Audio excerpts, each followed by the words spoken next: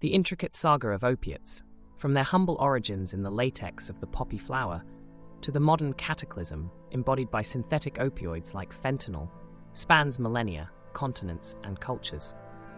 This journey is not merely a pharmacological evolution, but a mirror reflecting the complex interplay between human society and psychoactive substances.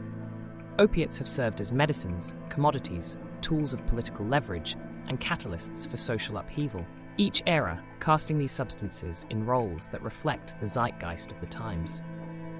Central to this narrative is the notion that the historical episodes involving opiates, such as the Opium Wars, have not remained confined to the past. Instead, they have set precedents, lessons, and patterns that resonate through the corridors of time, influencing the structure and dynamics of the modern drug trade.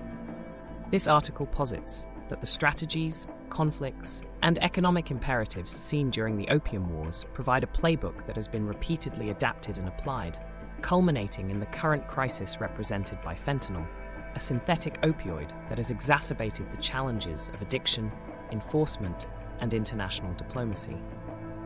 The opium alkaloid's transformation into various derivatives over the centuries symbolizes a broader theme of human innovation and its double-edged consequences. As opium evolved from a natural remedy to a tool of empire, and finally to a linchpin in the synthetic drug trade, each iteration has brought new challenges and insights. This continuity amidst change offers a unique lens through which to examine not only the history of a substance, but also the socio-political dynamics that drive the global drug trade. By tracing the historical arc of opium and its derivatives, this article aims to illuminate the patterns that have shaped human engagement with these potent substances. In doing so, it seeks to foster a deeper understanding of the current opioid crisis, not as an isolated phenomenon, but as the latest chapter in a long, complex relationship between humanity and opiates. Through this exploration, we argue that the lessons of history, if heeded, can offer invaluable insights for navigating the present and future challenges posed by the global drug trade. Pharmaceutical determinism, a concept that assigns moral characteristics to chemicals, suggesting they inherently possess qualities of good or evil, has significantly influenced drug policy and public perception. This perspective simplifies complex interactions between substances and human biology into a binary ethical framework, overlooking the nuances of use, dependency, and the socio-environmental factors that contribute to drug experiences. It's a viewpoint that fundamentally misconstrues the nature of substances like opiates, attributing to them an autonomous power over human behavior and ignoring the broader context within which drug use occurs. The work of B.F. Skinner, particularly his experiments with rats in Skinner boxes, where narcotics were made freely available, played a pivotal role in shaping the narrative around opiate use. These experiments seem to demonstrate that, when given unrestricted access to drugs, the rats would invariably overdose, painting a grim picture of drug use as a path to inevitable self-destruction.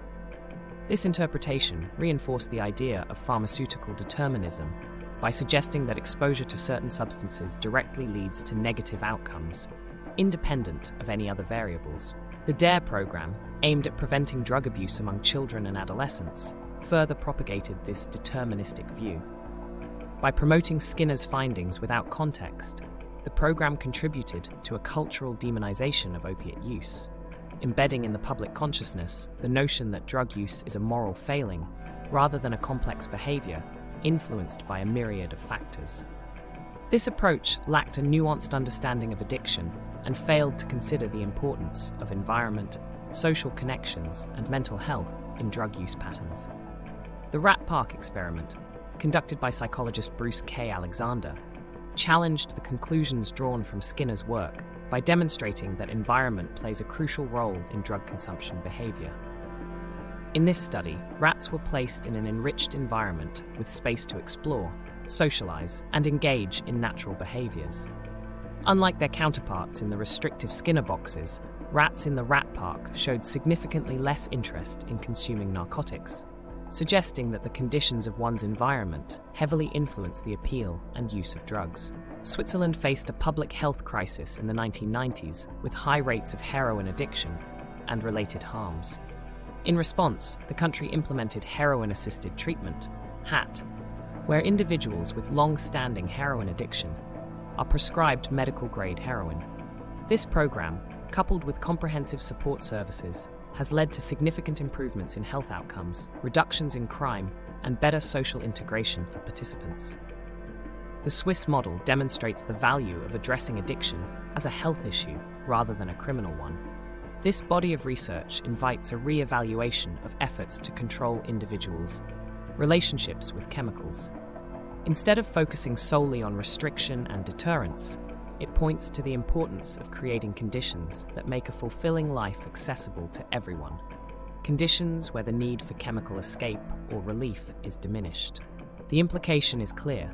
Addressing the root causes of drug abuse, such as social isolation, lack of opportunity for self-actualization, and environmental stresses, is more effective than attempting to police drug use through fear and moral judgment.